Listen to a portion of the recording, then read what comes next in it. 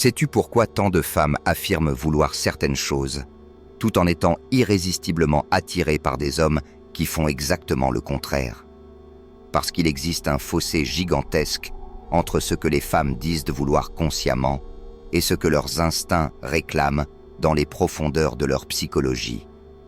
Et c'est précisément dans cet écart que 95% des hommes échouent avant même d'avoir commencé. Ce que je vais te révéler maintenant, ce sont les 9 comportements sombres que les femmes désirent secrètement chez un homme, mais qu'elles n'oseront jamais avouer à voix haute. Ce ne sont pas des gestes physiques, mais des dynamiques mentales puissantes, des déclencheurs émotionnels primitifs qui, s'ils sont compris et maîtrisés, peuvent transformer la perception qu'une femme a de toi. Le 9e est si puissant qu'il peut bouleverser totalement la dynamique d'une relation, mais il n'aura aucun effet si tu ne comprends pas les 8 premiers. Tout a commencé avec une histoire marquante. J'avais rencontré une femme brillante, cultivée, féministe convaincue. Elle prônait l'égalité, le respect mutuel et exprimait clairement son dégoût pour les hommes trop dominants. Et moi, naïf à l'époque, j'ai cru bon d'incarner exactement le type d'homme qu'elle disait rechercher. Respectueux, attentif, toujours en quête de son avis, évitant toute décision sans son approbation. Le résultat, elle a perdu tout intérêt. Nous sommes devenus amis, et 3 mois plus tard, je la voyais complètement obsédée par un type à l'opposé de ses valeurs affichées. Un homme affirmé, sûr de lui, qui ne demandait jamais la permission. Elle le suivait comme hypnotisée. Ce fut un choc, mais aussi une révélation brutale. Les femmes ne mentent pas intentionnellement sur ce qu'elles veulent. C'est simplement qu'elles ne comprennent pas toujours la nature profonde de leurs désirs. Le premier comportement que les femmes désirent ardemment, mais qu'elles ne reconnaîtront jamais, c'est un homme qui prend le contrôle avec calme et assurance. Pas avec agressivité, mais avec une certitude tranquille. Et c'est là que la majorité des hommes se trompent. Lorsqu'une femme dit vouloir l'égalité dans la relation, elle est sincère. Mais ce qu'elle ne dit pas, c'est qu'émotionnellement, elle est attirée par la domination masculine dosée. Chaque jour, elle prend des centaines de décisions. Quoi porter, quoi manger, comment gérer un conflit, comment répondre à un email. Son cerveau est constamment en mode résolution de problèmes. Lorsqu'elle est avec toi, elle ne veut plus porter ce poids. Elle veut pouvoir souffler, se sentir guidée et avoir confiance que tu tiens la barre. Lorsque tu dis « Je connais un endroit génial, on y va ». Au lieu de lui demander ce qu'elle préfère, quelque chose en elle se détend. Lorsque tu poses ta main dans le bas de son dos pour l'orienter à travers une foule, elle se sent protégée. Lorsque tu prends une décision en période d'incertitude sans douter, tu lui offres un cadeau que peu d'hommes savent offrir, la liberté d'être pleinement féminine. Elle peut enfin se relâcher, ne pas réfléchir, se laisser aller. Mais attention, diriger ne signifie pas imposer. Il ne s'agit pas d'ignorer ses désirs, mais d'incarner une stabilité intérieure telle qu'elle souhaite naturellement te suivre. Créer un espace où elle se sente en sécurité, suffisamment pour s'abandonner sans crainte à sa vulnérabilité. Le gentil garçon qui demande toujours la permission, qui dévie chaque décision vers elle, qui cherche constamment à être validé, l'épuise. Pas parce qu'il est gentil, mais parce qu'il ajoute à sa charge mentale au lieu de la soulager. Quand tu assumes les choses avec confiance, quand tu fais preuve de leadership sans hésiter, tu prends sur toi la tension quotidienne qu'elle porte. Tu la soulages émotionnellement. Les recherches en psychologie évolutionniste sont formelles.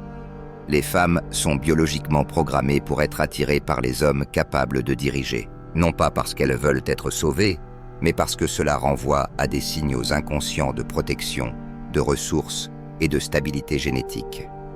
Pendant des millénaires, celles qui choisissaient des hommes avec ces qualités avaient plus de chances de survivre et que leurs enfants survivent. Cet instinct n'a pas disparu avec la modernité. Il est encore bien présent, enfoui, actif. Et quand tu déclenches cette réponse instinctive par ta manière de mener les choses avec calme, sa fascination pour toi augmente sans qu'elle ne puisse expliquer pourquoi. Elle ressent simplement que tu es différent, qu'elle peut se reposer sur toi. L'application concrète est simple, mais nécessite de la constance. La prochaine fois que vous sortez, ne lui demande pas où elle veut aller. Décide. Ne cherche pas son approbation pour chaque petit choix. Agis, avance, ne sois pas le mendiant d'attention. Sois l'homme sûr de lui qui lui offre un espace pour respirer. Tu verras instantanément un changement dans la façon dont elle te regarde, dont elle se comporte, dont elle se détend en ta présence. Mais souviens-toi, il y a une ligne fine entre diriger et contrôler.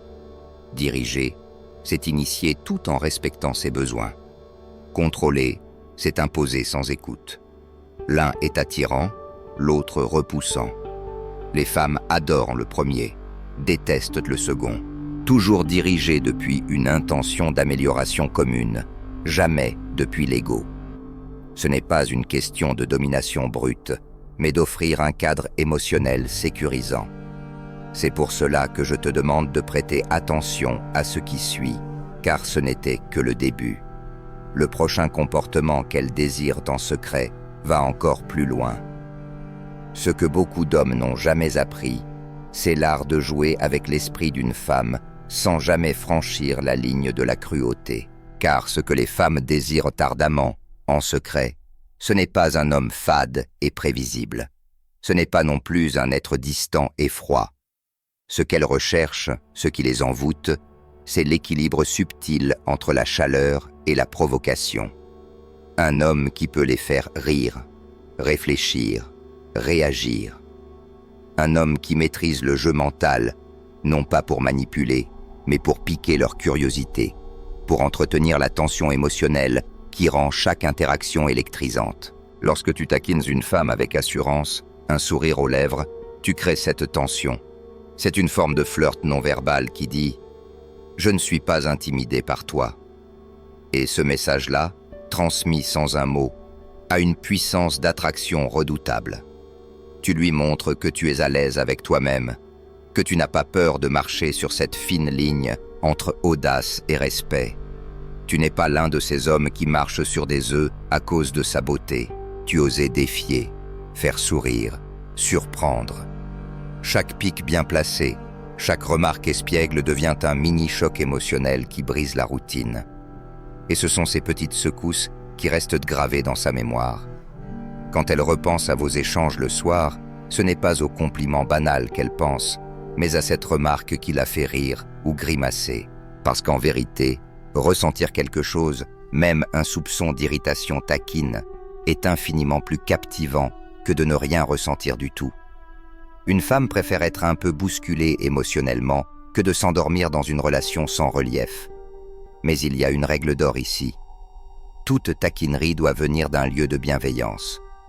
Pas de mépris, pas de sarcasme blessant. Une moquerie cruelle détruit la connexion. Une taquinerie chaleureuse, elle, construit une chimie bien plus profonde que tous les compliments du monde. Parce qu'elle dit « Je te vois et je me sens assez en sécurité pour jouer avec toi ». Et cette sécurité émotionnelle est rare, donc précieuse. Puis vient la dynamique suivante, celle qui déclenche un besoin viscéral chez elle, le fait de devoir te poursuivre. Car plus une femme doit mériter ton attention, plus elle lui accorde de valeur. C'est une loi psychologique universelle.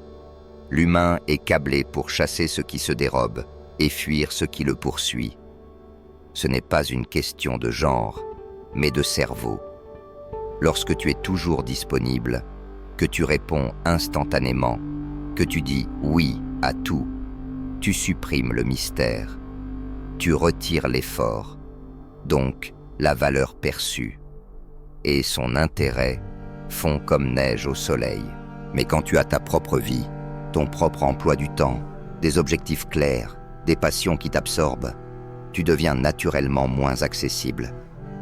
Et cette rareté perçue devient magnétique. Elle commence à penser à toi davantage. Elle initie le contact. Elle essaie de comprendre ce que tu fais, pourquoi tu n'es pas en train de la chercher. Et chaque interaction avec toi prend du poids émotionnel. Ce n'est plus banal, c'est précieux. Il ne s'agit pas de jouer à des jeux, il s'agit de vraiment vivre ta vie. D'avoir des priorités qui passent avant elle, d'être centré, de ne pas être suspendu à ses messages, à ses humeurs, à sa validation. Et ce détachement, loin de la repousser, éveille en elle un désir profond de te conquérir. Car une femme ne veut pas un homme que tout le monde peut avoir, elle veut un homme que seul son charme peut toucher. C'est là que réside le pouvoir de l'indisponibilité choisie. Et quand tu ajoutes à cela un brin d'ombre, un côté sombre juste assez palpable pour qu'elle sente que tu n'es pas totalement domestiqué, l'effet est explosif. Les femmes sont attirées par le contraste. Elles veulent un homme doux avec elles, mais capable d'imposer le respect autour. Un homme généreux, mais redouté. Un protecteur, mais potentiellement dangereux pour quiconque menacerait son monde. Ce côté sombre, c'est la force contenue. Ce n'est pas l'agressivité. C'est la capacité d'agir sans jamais perdre le contrôle. C'est la puissance sous maîtrise. L'homme qui pourrait faire du mal, mais qui choisit la douceur. Et c'est là que réside la véritable séduction. Être capable d'être impitoyable si nécessaire, mais d'offrir à la femme qu'on aime la version la plus tendre de soi. Ce paradoxe fascine. C'est pourquoi les femmes sont attirées par les mauvais garçons réformés.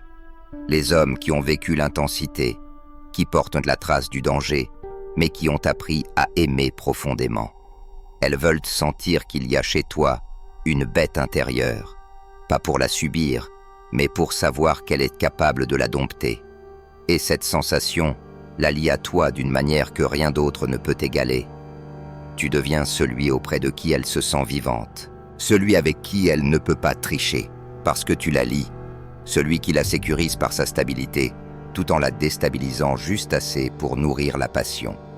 Le contraste est la clé, pas l'un ou l'autre, les deux en tension créative. L'homme qui comprend cela ne se contente pas de séduire, il marque l'esprit, car il incarne quelque chose de rare, le mystère combiné à la clarté, la force alliée à la tendresse, et c'est ici qu'entre en jeu une des vérités les plus troublantes sur le désir féminin.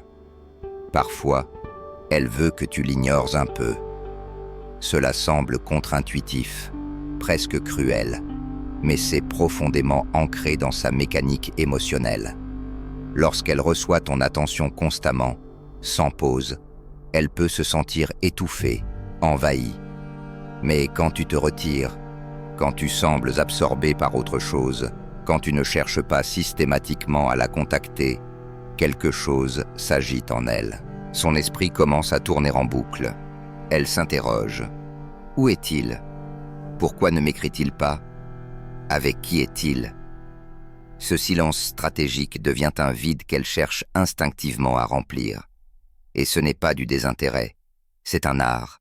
L'art de créer de l'espace, du manque, de l'imprévisibilité. C'est dans ces moments-là qu'elle commence à anticiper ton retour, à désirer ton attention avec une intensité nouvelle. Mais ce détachement doit être maîtrisé. Il ne s'agit pas d'ignorer par vengeance, mais de se retirer avec classe, avec calme, pour nourrir le mystère. De même, l'homme qui sait dire non inspire un respect silencieux. Beaucoup pensent qu'en cédant à tout, en acceptant chaque demande, ils prouveront leur amour ou leur loyauté. En réalité, c'est l'inverse. Une femme respecte l'homme qui sait poser des limites. Quand tu lui dis non, avec douceur, sans colère, sans justification excessive, tu lui montres que tu n'es pas gouverné par sa validation, que ton monde ne tourne pas autour de son approbation. Et cela, aussi paradoxal que cela puisse paraître, déclenche une admiration muette, car tu deviens rare, solide, une référence émotionnelle. Ce n'est pas le rejet qui blesse, c'est l'instabilité. Mais poser des limites claires, c'est offrir une structure émotionnelle stable où elle peut s'abandonner. Et cette structure devient encore plus solide lorsque tu choisis avec soin à qui tu offres ton attention. Un homme qui complimente tout le monde perd en valeur. Un homme qui offre sa validation à tout va est perçu comme désespéré. Mais celui dont l'attention est rare, ciblée, sincère, celui-là devient précieux. Car l'humain convoite ce qui est rare. Un compliment isolé mais précis a bien plus d'impact qu'une pluie de flatteries sans fond. Une parole retenue devient plus désirable qu'un discours incessant. Et plus elle doit gagner ton regard, plus elle l'apprécie. Le 8e élément, discret mais redoutable, c'est la compétence sociale naturelle. Pas forcée, pas arrogante, mais réelle. Quand tu interagis avec les autres, serveurs, passants, amis, avec aisance, respect, calme, tu envoies un message non-verbal puissant. Tu maîtrises ton environnement. Tu n'as pas besoin de te vanter.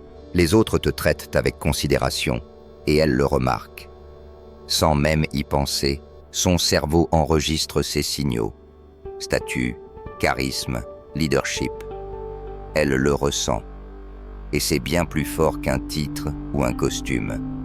Mais ce n'est rien comparé à la 9e et dernière chose que les femmes désirent au plus profond, celle dont elles ne parleront jamais publiquement.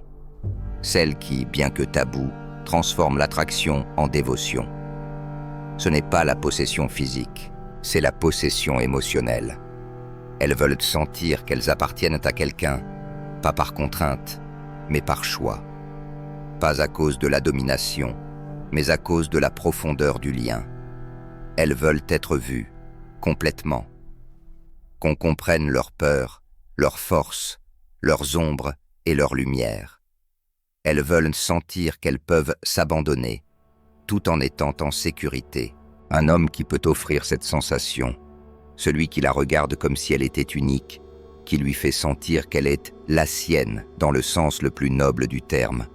Ce genre d'homme reste gravé dans son cœur. Ce n'est pas une question de contrôle, c'est une question de présence. Quand tu incarnes cette force tranquille, quand tu fais en sorte qu'elle n'ait aucun doute sur ta loyauté, sur ta direction, sur ton intégrité, alors elle baisse ses défenses. Et c'est là, seulement là, qu'elle se livre totalement. Dans un monde qui célèbre l'indépendance, l'idée même d'appartenance émotionnelle semble archaïque. Mais en réalité, elle est plus vivante que jamais. Ce qu'une femme désire au fond, c'est un homme qu'elle peut admirer et respecter, assez fort pour la guider, assez doux pour l'envelopper, assez profond pour la contenir. Celui qui protège son cœur comme il protégerait son corps. Celui qui lui donne la liberté d'être vulnérable, sans peur. Ce lien, lorsqu'il est forgé dans la confiance, la constance et la vérité, devient indestructible. Elle n'a plus besoin de douter. Elle n'a plus besoin de se demander où elle en est. Elle sait. Et lorsqu'elle sait, elle s'ancre. Elle choisit. Elle s'engage. Voilà pourquoi, en fin de compte, le véritable pouvoir dans les relations ne réside pas dans la manipulation ou la force brute. Il réside dans l'inspiration, dans la capacité de susciter un abandon volontaire, libre et total. Un abandon qui ne naît pas de la peur, mais de l'admiration, pas de la domination, mais de la connexion, pas de la pression, mais de la profondeur. Et ce pouvoir-là, mon frère, est entre tes mains,